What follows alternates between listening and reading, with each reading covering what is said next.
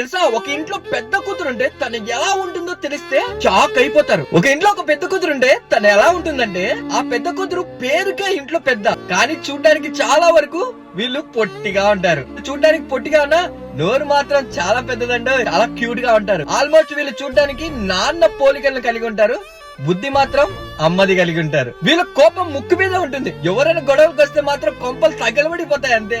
వాళ్ళ జోలికి ఎవరైనా వస్తే పరార్. వీళ్ళకు ధైర్యం ఎక్కువ, బ్రెయిన్ స్ట్రాంగ్ గా ఉంటుంది, రెస్పాన్సిబిలిటీ ఎక్కువ తీసుకుంటారు. పైకి చూడ్డానికి చాలా ఫన్నీగా ఎప్పుడు నవ్వుతూనే ఉంటారు, కానీ లోపల మాత్రం ఎంతో అంటే ఎంతో బాధపడుతుంటారు. కానీ అది బయటికి చూపిరు, చిరునవ్వును మాత్రం పైకి చూపిస్తారు. అమ్మ బాధ్యతని, నాన్న పెద్దరికాన్ని, అన్ని రెస్పాన్సిబిలిటీని వీళ్ళు భుజాలను వేసుకుని ఇంట్లో ఉన్న ప్రతి ఒక్క మనిషిని, ఇంటిని ఎంతో కేరింగ్ గా చూసుకుంటుంటారు. అంత రెస్పాన్సిబుల్ గా ఉంటుంది ఆ ఇంటి పెద్ద కూతురు. వీళ్ళ గురించి ఎంత చెప్పినా తక్కువే, వీళ్ళకు ఎంత రెస్పెక్ట్ ఇచ్చినా తక్కువే. మీ ఇంట్లో గానీ, మీరు చూసిన వాళ్ళు గానీ ఇలా ఉన్న ఒక పెద్ద కూతురు ఉంటే మాత్రం